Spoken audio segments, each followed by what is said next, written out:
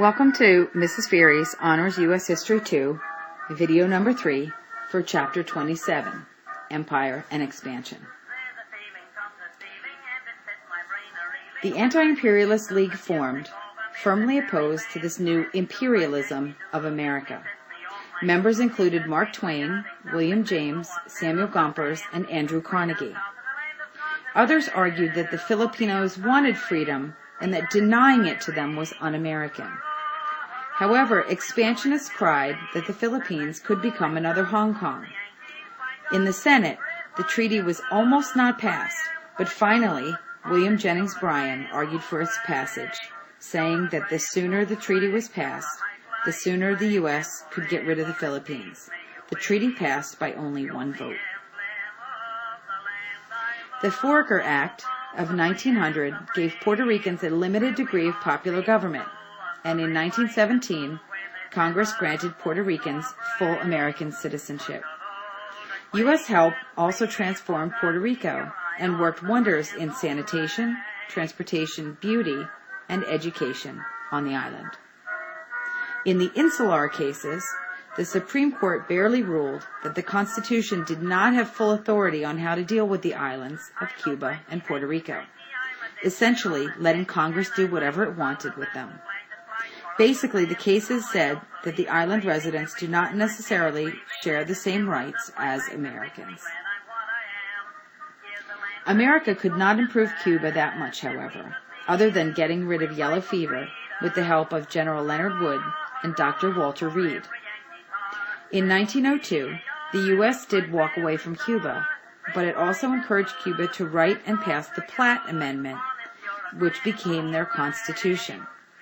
The amendment said that the U.S. could intervene and restore order in case of anarchy, that the U.S. could trade freely with Cuba, and that the U.S. could get 2 bays for naval bases, notably one is Guantanamo Bay. The Spanish-American War lasted only 113 days and affirmed America's presence as a world power. However, America's actions after the war made its German rival jealous and its Latin American neighbors very suspicious. There was a division between the U.S. North and South, which had been formed in the Civil War. General Joseph Wheeler was given a command in Cuba.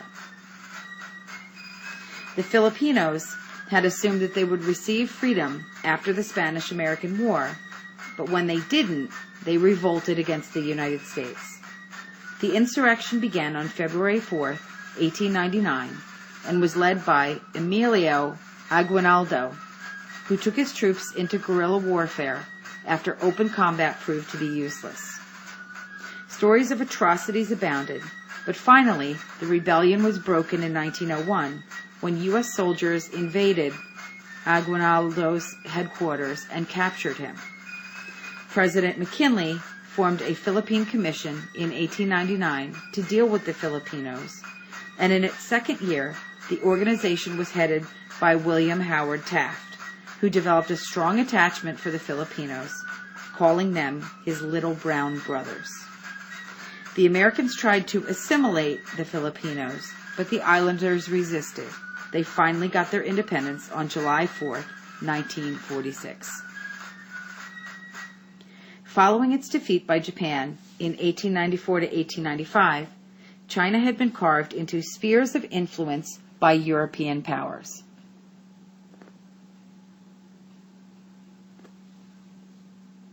Americans were alarmed as churches worried about their missionary strongholds,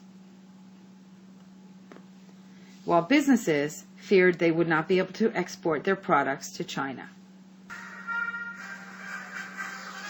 Secretary of State John Hay dispatched his famous open door note, which urged the European nations to keep fair competition open to all nations willing and wanting to participate. This became known as the open door policy. All the powers already holding spots of China were squeamish, and only Italy, which had no sphere of influence of its own, accepted unconditionally.